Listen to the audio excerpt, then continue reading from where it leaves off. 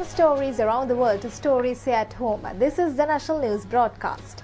I'm Chamindi Samarasekara. And I'm Thilina Udayaratna. For starters, we take a look at tonight's top stories. The president says that all must unite to achieve peace without racial or religious differences. The Prime Minister says the Parliament should take a decision regarding its dissolving after the presidential election. Disciplinary enquiries against several nationalist MPs of the Freedom Alliance. Credit facilities for 50,000 businesses under the Enterprise Sri Lanka loan scheme.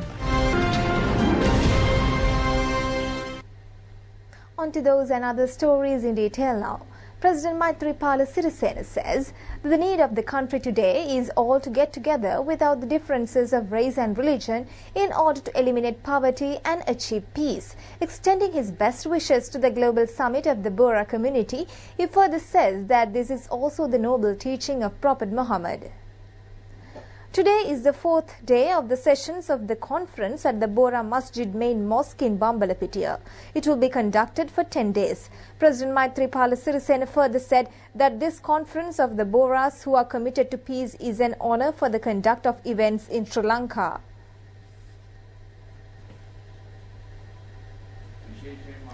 The President said that especially we need to restore peace as well as to eliminate poverty. He also said that we know very clearly that the noble teaching of Prophet Muhammad is based on getting rid of poverty as well as to bring peace to all. The President also said that the arrival of every dignitary to Sri Lanka is a source of extreme happiness. The Bohra community loves peace. They are extremely virtuous and honourable people. The President expressed hope that the worldwide Bohra community display these noble qualities. The President also hoped that when the visitors leave the country, they would have a good understanding on Sri Lanka. ශ්‍රී ලංකාවෙන් පිටත් වන විට අපේ රට ගැන ඔබට හොඳ අවබෝධයක් ඔබ ලබාගෙන යන්න මැදයි කියලා මම විශ්වාස කරනවා. Sri Lanka has received foreign exchange amounting to $31 million as a result of holding the summit. The theme of the event is We Have Confidence in Sri Lanka. Around 21,000 Bohra Muslims from 40 countries are attending the conference. Out of this number, 18,500 is expatriate Bohra community. Prime Minister Ranil Wickremesinghe says that the Parliament should take a decision on its dissolution after the presidential election. He was answering a question raised by member Bimal Ratnayaka at the direct questioning session with the Prime Minister. Prime Minister Wickremesinghe said that the ministers have decided not to present a budget report in the year 2019 based on the normal procedure prevailing for 2020. This decision was taken according to the tradition. The presidential election will be conducted either in November or December this year. No budgetary allocations have been presented in this regard. As a result, no misuse of revenue will be made in this connection. The Prime Minister further said that all expenditures for this year have been passed through the appropriation bill. He added that they are unable to go beyond this limit. The spending of funds through an interim account will have to be carried out according to the existing financial regulations and the government circulars. No new projects will be included. Such inclusions will be added for next year's projects. He further said that if the government intends to utilize funds for elections, the Election Commission is entrusted with ways of finding such funds. The next question relates to the parliamentary election. He recalled that in 1988, the parliamentary election was conducted soon after the conclusion of the presidential election. In the year 1999, a budget was presented soon after the conclusion of the presidential election. Only thereafter, the parliamentary election was conducted. In both instances, the president had the power to dissolve the parliament. However, the then president said that this power today lies with the parliament. Therefore, in order to dissolve the parliament immediately, it should be done in agreement with the parliament. The parliamentary leaders should take a decision in this connection. The Prime Minister has proposed that the Public Finance Committee should convene the relevant officials and take a decision in this regard. The Prime Minister added that this problem could become relevant especially in the election period of November to December. If there is any need to know about the economy of the country, a parliamentary debate should have to be conducted. He further said that in the few months after the Easter Sunday bombs, the country's revenue declined, but now now the revenue has returned to normalcy. As a government, they are striving to create a surplus in the primary budget. Such an achievement was possible last year as well. If the expenditure was increased, the country would not be able to create a surplus economy, he continued to say. Minister Sajith Premadasa says that the funds of the Central Cultural Funds have not been misappropriated for the benefit of any person, any private institution or any other institution. The minister made these remarks participating in a debate held in connection with a proposal presented by member T.B. Ekanayake regarding misuse of Central Cultural Funds at the adjournment sessions of Parliament. Minister Sajith Premadasa, responding to a query raised by member Indika Anuruddha, said that they had utilised funds amounting to 1,598 million rupees. The minister added that he wanted to say with responsibility that not any money was used for the well-being of any person, any private institute or other institute. He said that anybody could accuse him any amount and he is prepared to go even to the Valikada prison. The minister said that his aim during this year is to construct 1,000 Dhamma school halls. Similarly, 1,125 chaityas are hoped to be constructed in 4 years' time. He also said that there had been executive presidents. He questioned whether any of them built at least a single chaitya. The minister further said Minister Akila Viraj Karyavasam had rendered a large amount of work according to approval. He added that if the politicians remain to receive approval, they would not be able to carry out any work. Well, Minister Sajith Premadasa says that many politicians get a feeling of attachment to the Sambuddha Sasana at the time of an election. This is not an attachment for the well-being of the Sasana, but it is a selfish feeling on their own sustenance. The minister was addressing a ceremony in Tihagoda, Matara today. The minister proceeded over the ceremony held in connection to vest with the students a newly constructed Dhamma school building in the Midallavala Purana Viharasthana in Tihagoda, Naimbala, built under the Sisu Daham Sevana program. The new building has been named as Siri Panathis Dhamma School Hall. A sum of 4 million rupees has been spent on the construction of the building through the funds allocated by the Central Cultural Fund. The building was constructed under the guidance of Chief Incumbent of the Vihara, Venerable Hakmana Jnana Vimalatera. State Minister Buddhika Pathirana was among those who attended the opening ceremony.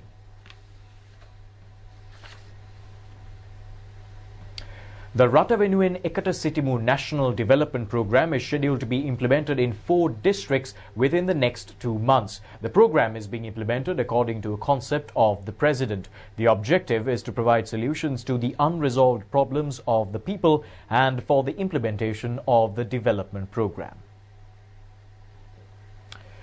Accordingly, the program will be underway from the 23rd to the 28th of this month, centering on the Badulla district. The Anuradhapura district's program will be conducted from the 4th to the 9th of October. The Hambantara district's program is scheduled to be held from the 10th to the 14th of October and the Colombo district's program from the 16th to the 21st of October. It has also been reported that the programs have already been conducted in 7 districts in the past 7 months at a cost of more than 1,200 million rupees. This was disclosed at a discussion regarding the program held at the Presidential Secretariat under the leadership of President Maithripala Sirisena.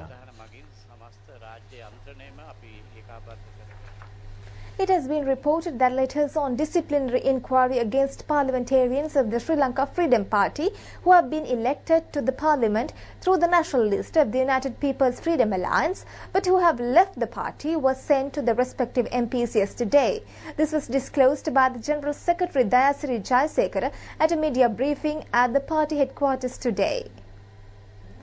General Secretary Dayasiri Jayasekara said that disciplinary inquiry letters have been sent to national list MPs who have left the party and joined the UNP and the SLPP. He also said that if the relevant MPs fail to show cause of their decision, they have been informed that further measures will be taken against them.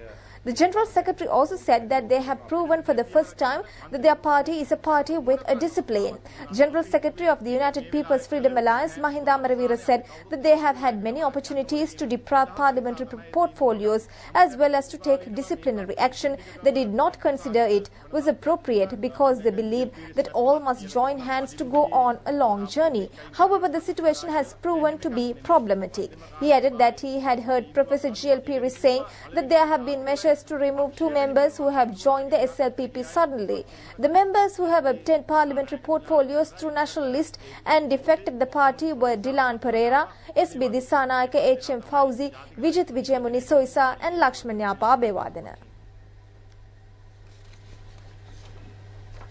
The Sri Lanka Tourism Development Authority has officially launched a one-day license renewal service for tourism service providers.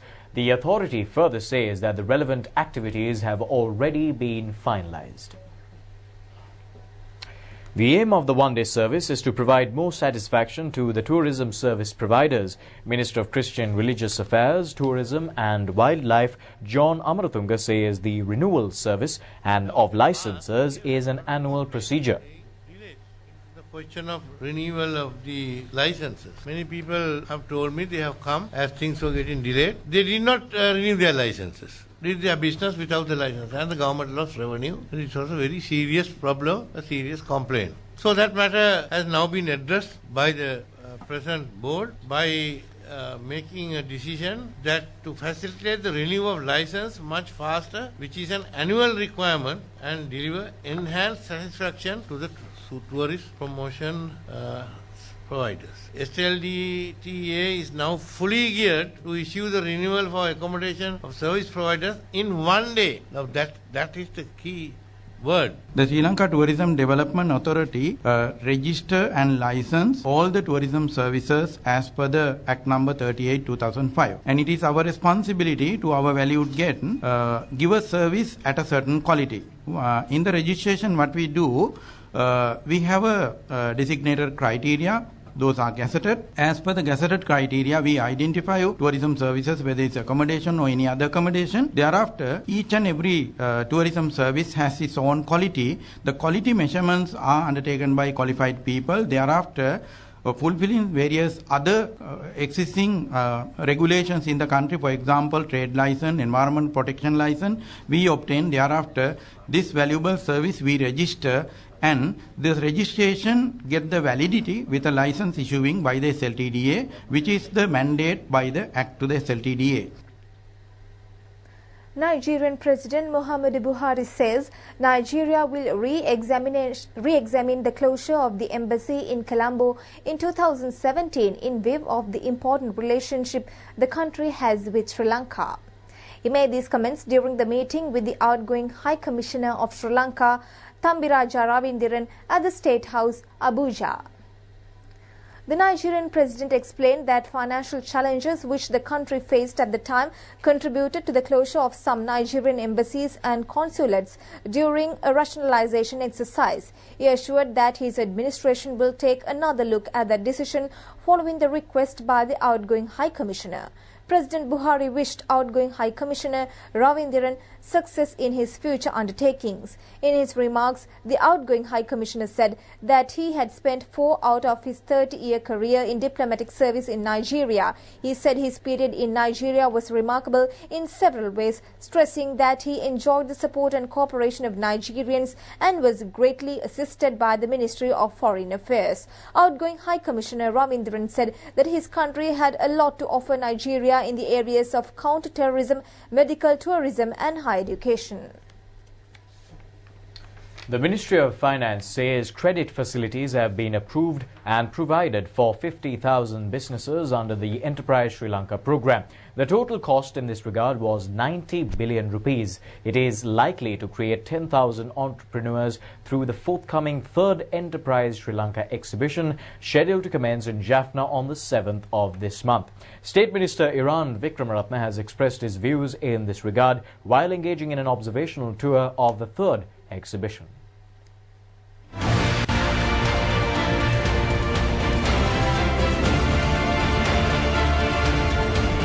The State Minister Iran Vikramaratne said that the objective of the exhibition is to encourage new investors. In comparison with other countries in the world, they feel that entrepreneurship in Sri Lanka is at an extremely low level.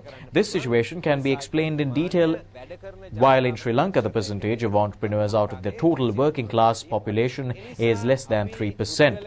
The minister added that therefore they want to create a society where the people rely on their own energy and creativity rather than relying on the government and the economy. The Enterprise Sri Lanka concept has been presented with this objective in mind. With the implementation of this program, the total credit could exceed 900 billion rupees from 90 billion rupees. Loans of 55,000 new entrepreneurs have already been approved. Director of the News and Current Affairs Division of the National Television, Nilar N. Qasim, was felicitated with the Vidyodaya Award for the Most Excellent Poetic Creation of the Year. He has received the honour at the Vidyodaya Literary Awards presentation ceremony held in parallel to the 60th anniversary celebrations of the Sri Jayawardhanapura University held at the university premises yesterday. The Vidyodaya Literary Awards presentation is the only alternate literary awards festival organized by a state university in Sri Lanka. The chief guest on this occasion was the celebrated Professor Sunil Aryaratna. Many literary works of the previous year have been recommended for awards. However, the Sarasa Vasantiya creation of Nilar N. Qasim was adjudged as the best poetic work of the year. Timran Kirti's Pembariyagin Venvunu Lulek Hare Alakata won the award for the best prose of the year. The short story Swarnakaya, compiled by Professor Prabhat Jaisingh, has won the award for the best short story. The Makaranandana novel, authored by Virajini Tennakon, was felicitated as the best novel of the year. The best column article creation was Manige Thiruwa of Sundara Nihatamani Damel. The ceremony was organized by the Sri Jayawardhanapura University Sinhala and Media Communication Studies Division. Vice Chancellor and Senior Professor Sampath Amaratunga, staff of the university, literary personnel and intellectuals were among the large gathering who have attended the occasion. The Election Commission says that the acceptance of applications for the postal voting at the Alpitiya Pradeshya Sabha will be concluded at midnight on the 13th of this month. Chairman of the Commission, Mahinda Deshapriya, issuing a media release, says that this date will not be extended by any means. The electoral lists related to voting at the Alpitiya Pradeshya Sabha election will be displayed at the Galle District Election Office, the Alpitiya Divisional Secretariat Division Office, the Alpitiya Pradeshya Sabha Office and in all Grama Niladhari offices in the Alpitiya Pradeshya Sabha Division. Any information pertaining to the filling of postal voting application forms could be obtained from the website of the Election Commission, www.elections.gov.lk. A special program has been prepared for the completion of applications for officials attached to security forces. Chairman of the Elections Commission, Mahinda Deshapriya, said that the Alpitiya Pradeshya Sabha election will have to be conducted as a result of the Mandamus Ordinance issued by the Supreme Court returning to the returning officials. The date of holding the election has been declared as October 11th of this year. The relevant gazette notification has been issued. The chairman added that voting will be conducted according to the electoral list of 2018. 12 fundamental rights petitions were convened before a 7-member panel of Supreme Court judges against the former Defence Secretary Hemasiri Fernando and IGP Pujit Jayasundara, who has been sent on compulsory leave for failing to take action to prevent the Easter Sunday terror attack. The Attorney General, placing facts before the judicial, said that IGP Pujit Jayasundara, who has been sent on compulsory leave, has presented completely false accusations through 3 affidavits. They were of false as well as of malicious nature. Therefore, the AG has requested the courts to reject these affidavits based on false information without being subjected to examination. The Bribery Commission has informed the High Courts today that they are hoping to conduct evidence without the presence of Chairman of the Avant-Garde Company, Nishanka Senadipati. The case filed against Chairman of the Avant-Garde on charges of handing over a bribe of 35.5 million rupees to maintain a floating armoury near the Galle harbour during the regime of the previous government was taken up for hearing at the Colombo High Court today. The first accused of the case, former chairman of the Ratnalanka Defence Company and Major General of the Sri Lanka Army, Palitha Fernando, was produced before the courts by the prison officers. The second accused has gone abroad and receiving medical treatment. Therefore, his attorneys have produced before the court his medical reports. The appeal court has examined today the complaint filed against President of the Government Medical Officers Association, Dr. Anuruddha Padania, on contempt of court charges. The complaint has been presented by Professor Sarath Vijaysurya and Gamini Viyangoda. Examination of evidence has been postponed till the 26th of November. Latest research reports point out that the leading cause of death among middle-aged groups in rich countries has become the cancer disease. However, until now, the leading cause of death of people in these age groups in these countries were considered as diseases connected to heart ailments. Two latest researches conducted by Canadian University based on results of 21 countries were published in the well-known Lancet Medical Journal yesterday. The experiments were based on a period of 9 years, centering on 162,500 middle-aged persons between the ages of 35 and 70 years. Citizens of Canada, Saudi Arabia, Sweden, Brazil, China, Iran and Malaysia were included in the research. However, it has also been found out that the deaths due to heart diseases have gone down in countries known as low-income group such as Bangladesh, Pakistan and Zimbabwe due to advanced medical treatment methods.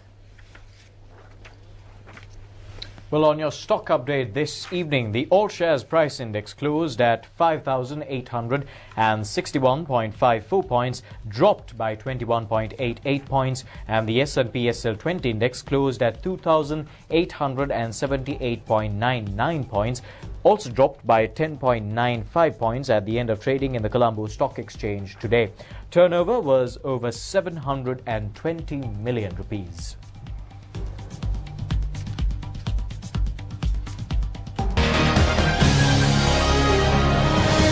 The Army bid former Sri Lankan spinner Ajantha Mendis with a farewell match. He played his final match in the T20 Inter-Regimental Cricket Tournament yesterday. The match was played at the Panagoda Army Camp grounds. The Artillery Regiment, represented by Ajantha Mendis, won the tournament. Met Department says that several spells of showers will occur in western Sabaragamu and central provinces. Light showers will occur in southern and northwestern provinces. Showers or thunder showers may occur at few places in Ua province and in Ampara and Batticaloa districts after 2 p.m. Wind speed can increase up to 50 km per hour at times in northern province.